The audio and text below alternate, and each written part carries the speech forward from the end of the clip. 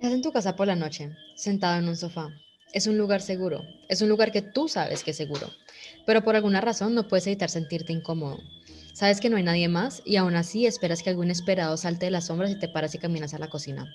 Y aunque tu cerebro te dice que por favor relájate y sé racional, tu imaginación no puede evitar imaginarse que hay algo ahí.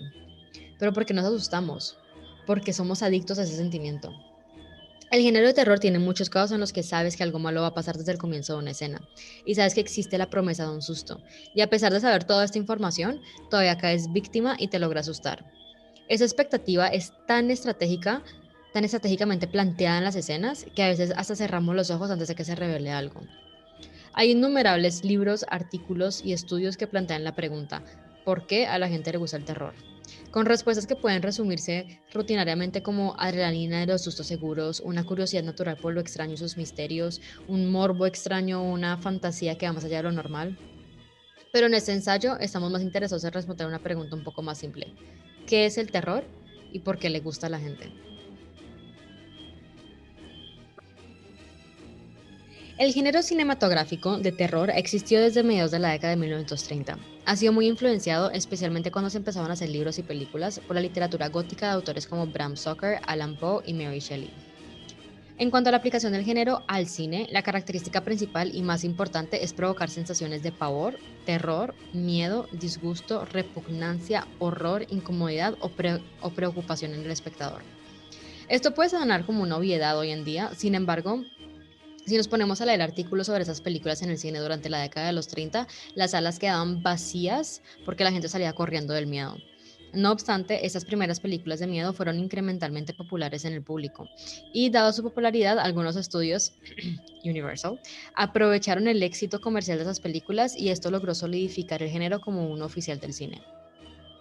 Por esto, los cines se han ido llenando de tramas que giran en la aparición de un demonio o una fuerza maligna que aterra a los protagonistas.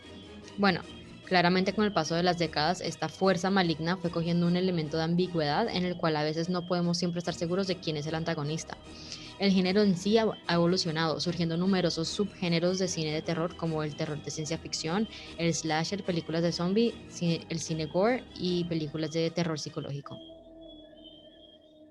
No es sorprendente decir que las películas de terror hoy en día son extremadamente devaluadas por las críticas y subestimadas por las audiencias. O sea, el género sí está altamente dominado por las películas que Hollywood saca para mantener una cuota específica, que siempre terminan siendo la misma premisa reciclada de varias maneras y terminan siendo extremadamente aburridas, o las películas que la gente usa para reírse o como sátira o satisfacer una curiosidad específica, como lo es El Cien Pies Humano o Sharknado. Pero descartar el género, en mi parecer, es un error, dado que hoy en día vemos buenísimas películas como Un lugar tranquilo, Cabin in the Woods, Midsommar, Get Out, Hereditary, Us o El hombre invisible. Y este es un género que invariablemente, como lo tomes, siempre va a volver y tiene una importancia significativa en la industria. Dicho esto, invariablemente de qué tanto dinero le estás invirtiendo en una película, hay ciertos elementos indiscutibles que aparecen en todas y hacen que el género sea único e identificable. El primero siendo los personajes. Debes incluir y escribir personajes que las audiencias puedan querer, relacionarse o odiar. Si el personaje se muere, es importante que las audiencias sientan algo al respecto. Un ejemplo de esto es en Midsommar, cuando el novio abusivo de Danny, Christian Hughes, es asesinado. El miedo a lo desconocido. El miedo a lo desconocido es un problema psicológico común. Es más obvio en las películas de terror religiosas cuando usan al demonio como un antagonista principal, como en El Conjuro,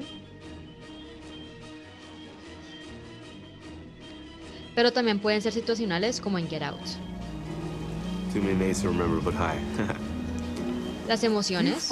No puedes tener una historia de terror sin explotar diferentes emociones. Esto pasa sobre todo en el terror psicológico. Más acción que diálogo. Muestra a la audiencia, no les digas a qué le temen los personajes. El hombre invisible es un ejemplo perfecto de esto. Sí, ella nos dice durante la película qué es lo que ella cree que está pasando, sin embargo, nos los muestran constantemente sin ser explícitos.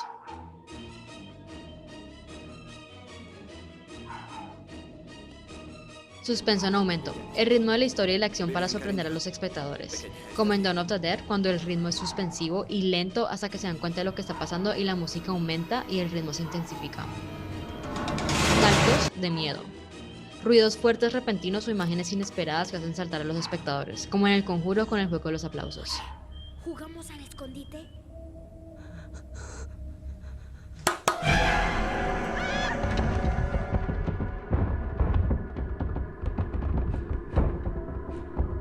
Podemos nombrar a innumerable cantidad de directores que se han destacado en este género en particular en las últimas décadas, como James Wan. Sus últimas producciones dicen mucho sobre su trabajo, por ejemplo El Juego del Miedo, Insidious y El Conjuro. David Cronenberg, que es uno de los principales creadores de lo que comúnmente se conoce como el género de terror corporal, con sus películas explorando la transformación corporal visceral, la infección, la tecnología y el entrelazamiento entre lo psicológico y lo físico. Toby Hopper, que dirigió Poltergeist, la historia de una niña que se comunica con los espíritus emergentes de su televisor. Esa trama fue llevada a la pantalla grande por primera vez en 1982. También fue el director de Texas Chainsaw Massacre. George Romero, un director al que todos podríamos adjudicarle el estereotipo zombie que hoy conocemos en el cine y consumimos en la televisión. Algunos de los títulos más conocidos son La Noche de los Muertos Vivientes, There's Always Vanilla, Season of the Witch, and The Craziest. Todd Browning, el director norteamericano que llevó a la pantalla la versión original de Drácula en 1931, también realizó las otras películas como Freaks, verdaderamente una leyenda del cine, y por supuesto Alfred Hitchcock, uno de los cineastas más influyentes y más estudiados de la historia del cine, conocido como el maestro del suspenso.